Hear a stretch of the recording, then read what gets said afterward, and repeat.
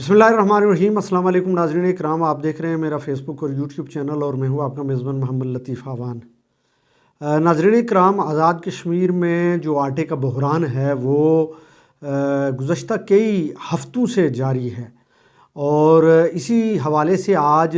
Line of control का जो इलाका है शेर मदारपुर, तेतरी नोट, डुंगा गमीर, वहाँ पे आज अवाम इलाका की जानब से शदीद एहतजाज किया गया।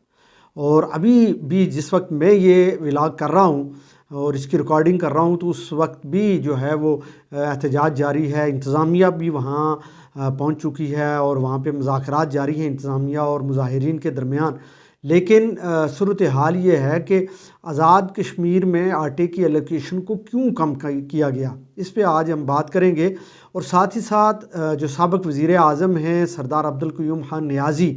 ये उनका हल्का इंतखाब भी है और यूनियन कौंसिल शेरकुकूटा से उन्होंने बड़ी तादाद में वोट हासिल किए थे। लेकिन आज उन्हीं की इस यूसी में जो बड़ा शदीद एहतजाज जो आज सुबह से जारी है, रोड ब्लॉक है, बिलखसूस जो तेतरी नोट क्रॉसिंग पॉइंट की तरफ जो जाने वाली रोड है और ये अब्बासपुर को भी ये रोड मिलाती है, हजीरा अब्बासपुर को। इस रोड पे आज किसी किस्म की ट्रैफिक जो है वो नहीं चल रही, पहिया जाम है और मुजाहिरीन इस वक्त जो है वो सप्लाई, मदारपुर की जो सप्लाई है डिपू, वहाँ पे धरना दिए बैठे हुए हैं। इंतज़ामिया भी वहाँ पे मौजूद है। लेकिन सूरत हाल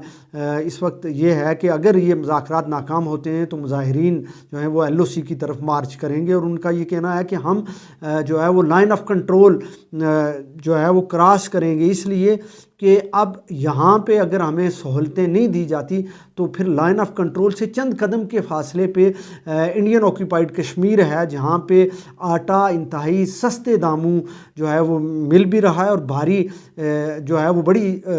तादाद में वहाँ मतलब कोई इशू नहीं है आटे का और हर घर में जो है वो आटा वाफिर मिकदार में मिलता है। तो उनका ये कहना है फिर हमें उस साइड पे जाना चाहिए, इसलिए कि ये जो खूनी लकीर जो खींची गई है, इस खूनी लकीर ने कश्मीरी कौम को मुनक़सिम किए रखा है, मुनक़सिम किए हुए है। और अब हाल यही है कि अगर हमें आज़ाद कश्मीर में आटा नहीं मिल रहा तो फिर हमारे पास एक ही ऑप्शन बचा है और वो ये है कि हम LOC की दूसरी जानब चले जाएं, शायद वहाँ हमें आटा मिल जाए। तो ये सूरत हाल है। अब देखना यह है कि आटे की एलोकेशन को कम क्यों किया गया। पिछले तकरीबन 1-1.5 साल से या 2 साल का अरसा गुज़र चुका है। आज़ाद कश्मीर में जो आटे का बहरान इससे पहले नहीं था, उसकी सबसे बड़ी रीज़न ये थी कि जो प्राइवेट आटा और सरकारी आटा, इन दोनों की जो कीमतें हैं इनमें कोई ज़्यादा फ़र्क नहीं था और लोग जो है जो थोड़ा सा काबिल इस्तात थे और वो आटा जाके बजाय सरकारी आटा ख़रीदने के वो प्राइवेट मिलों का जो आटा था वो ख़रीदा करते थे। और आम एक गरीब आदमी जो दिहाड़ीदार तबके का आदमी था वो भी प्राइवेट मिल से जो आटा आने वाला है वो ख़रीदता था। लेकिन यकसर हुआ ये कि जब आटे पे सब्सिडी आज़ाद कश्मीर गवर्नमेंट की जानब से सब्सिडी जो थी वो दी गई और इस आटे की जो कीमत है वो 1400 रुपये, 1400-1500 रुपये थैली हो गई और जो प्राइवेट आटा था उसकी जो थैली थी वो 3000 के लगभग हो गई, यानी 3000 से ऊपर। तो ये जो प्राइवेट और सरकारी आटे के दरमियान जो कीमतों का डिफरेंस आया तो उससे ये हुआ कि लोगों का रुझान सरकारी आटे की तरफ ज़्यादा हो गया। और फिर उस वक्त ये भी हुआ कि सरकारी आटे की जानब लोगों का रुझान कम होने से आटे की जो यहाँ वाफिर मिकदार में आटा पड़ा रहता था और फिर वो पड़े पड़े ख़राब हो जाता था। तो फिर हुकूमत ने जो ये किया कि आटे की एलोकेशन को कम किया और जब आटे की एलोकेशन को कम किया गया तो फिर आटे का आहिस्ता आहिस्ता बहरान पैदा होना शुरू हुआ। उस वक्त जब प्राइवेट आटा जो था वो उसकी कीमतें बहुत ज़्यादा हो गई और सरकारी आटा जो था वो उसकी कीमत जो एक थैली थी वो 1500 की मिल रही थी और एक आम शहरी की जो दस्तरस थी उसकी पहुंच में थी। और बल्कि आज से 2-3 माह पहले की बात करें, 3-4 माह पहले तो ये आटा इससे भी सस्ता था। तो इस पे आप देखें तो पिछले 8-9 माह से एक तहरीक भी चल रही है आटे की एलोकेशन और सब्सिडी बहाली की, जिसमें अभी तक जो है वो हुकूमत जो है उसमें संजीदा दिखाई नहीं दे रही। और ये बड़ा मुतालबा है अवाम का, जिस पे बिजली बिलात पे नाजायज़ टैक्सेस का खात्मा और आटे की सब्सिडी की बहाली के हवाले से। तो इस पे पिछले तकरीबन 8-9 माह से जो एक तहरीक चल रही है वो तहरीक अभी भी जारी और सारी है, लेकिन हुकूमत ने बजाय ये सब्सिडी बहाल करने के आटे की एलोकेशन ही कम कर दी। और जब आटे की एलोकेशन कम हुई तो उसका नुकसान ये हुआ कि एक आम आदमी जिसको हफ्ते के बाद एक थैली मिलती थी, वही थैली अब 15 दिन या 20 दिन, और बाद ऐसे ऐसे ख़ानदान और लोग हैं जिनको पूरा महीना जो है वो आटे की थैली के लिए दर बदर की ठोकरें खाने पे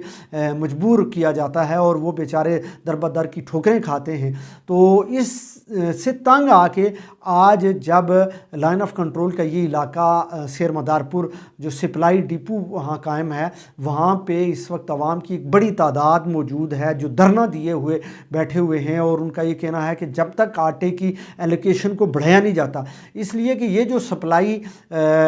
जो डूंगा गमीर, तेतनी नोट और LOC के जो इलाके हैं, बिलखुसूस यूनियन कौंसिल शेर कुकूटा का जो इलाका है, इस पे ये जो सप्लाई है, इस पे जो आटे की एलोकेशन थी वो कम से कम 130 यानी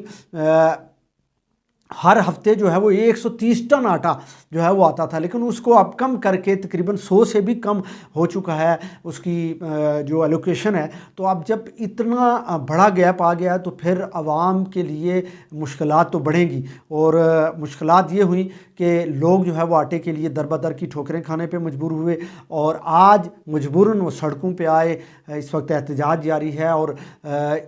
होना तो ये चाहिए कि साबिक़ वज़ीर आज़म सरदार अब्दुल क़य्यूम खान नियाज़ी, जिनका ये हल्का इंतखाब भी है, उनकी ये UC भी है, UC से उन्होंने अच्छे खासे वोट भी लिए, उनको आज अवाम के अंदर मौजूद होना चाहिए था, लेकिन वो बदकिस्मती से यहाँ मौजूद नहीं है। यहाँ इंतज़ामिया है, फिर यहाँ जो लोकल नुमाइंदे हैं वो तो मौजूद हैं, लेकिन यहाँ उनका होना मौजूद होना बहुत ज़रूरी था, इसलिए कि एक तो वो इलेक्टेड MLA भी हैं, यहाँ मुंतखब नुमाइंदे इस हल्का इंतखाब के हैं, और दूसरी जानब यहाँ की जो आवाम है वो आटे के लिए दर बदर की ठोकरें खा रही है, सड़कों पे हैं, धरना दिए हुए हैं। तो आज उनको इस मसले को हुकूमत के सामने उठाना चाहिए, और बिलखुसूस हुकूमत आज़ाद कश्मीर के सामने और जो महकमा फूड है उसके सामने उठाना चाहिए था, और उनको आज सामने होना चाहिए था, लेकिन वो पता नहीं वो किसी मसरूफियत की वजह से आज यहाँ मौजूद नहीं है। लेकिन ये सारे का सारा जो मलबा है उन पर गिरेगा। कल जब वक्त आएगा तो उनसे ये अवाम सवाल करेगी, अवाम पूछेगी कि जनाबे वाला आप कहाँ थे जब हम आटे के ख़िलाफ़ एहतजाज कर रहे थे, सड़कों पे थे और रोडों पे धरने दिए बैठे हुए थे, तो उस वक्त आप कहाँ थे और आज आप वोट मांगने आ गए। तो ये अवामी नुमाइंदों को भी अवाम का ख्याल रखना चाहिए, इसलिए कि उन्हीं की वोटों से वो मुंतखब होते हैं, उन्हीं के वोट लेके वो असम्बलियों में जाते हैं, वहाँ अवाम की आवाज़ बुलंद करते हैं, उनसे वादे किए जाते हैं कि हम आपके मसाइल को आपकी दहलीज़ पे हल करेंगे। लेकिन दहलीज़ पे तो दूर की बात, यहाँ आवाम के अंदर आवाम में मौजूद होना ये भी बहुत बड़ी बात है, जो अवामी नुमाइंदों को इस पे अमल दरामद करना चाहिए और यहाँ मौजूद होना चाहिए। आज मौजूद नहीं है। तो ये इस वक्त सूरत हाल है, देखते हैं अब आगे चल के क्या होता है। इंतज़ामिया कामयाब होती है मुज़ाकरात करने में मुज़ाहिरीन से या नहीं, क्यों कि इस वक्त हुकूमत के पास तो ऑप्शन कोई नहीं है। हुकूमत कहाँ तक सब्सिडी या एलोकेशन बढ़ाने में जो है वो संजीदा है, ये तो हुकूमत ही जानती है। लेकिन सूरत हाल इस वक्त इतनी ज़्यादा ख़राब है कि लोगों को आटा खाने के लिए नहीं मिल रहा, और महंगाई इतनी ज़्यादा है कि जो शख्स अपने बच्चों की फ़ीस पूरी नहीं कर सकता, 2 वक्त का किचन नहीं चला सकता, वो आटे की थैली कहाँ से लाएगा। और इतनी महंगे दामों, जब वो 3200 रुपये की अगर वो आटे की थैली ख़रीदेगा तो वो फिर बेचारा एक दिहाड़ीदार मज़दूर कहाँ जाएगा और कैसे वो अपने घर का चूल्हा चलाएगा और अपने बच्चों का पेट पालेगा। ये एक बहुत बड़ा सवालिया निशान है, और ये रियासत की ज़िम्मेदारी भी है कि रियासत को आगे आना चाहिए, और एक गरीब आवाम जिसके वोटों से वो मुंतखब होते हैं लोग और रियासत का नज़्म व नस्क चलाते हैं, उनको ज़रूर इस मामले को संजीदा लेना चाहिए और इस मसले को हल करना चाहिए। नाज़रीन इकराम, मुझे दीजिए इजाज़त। अल्लाह ने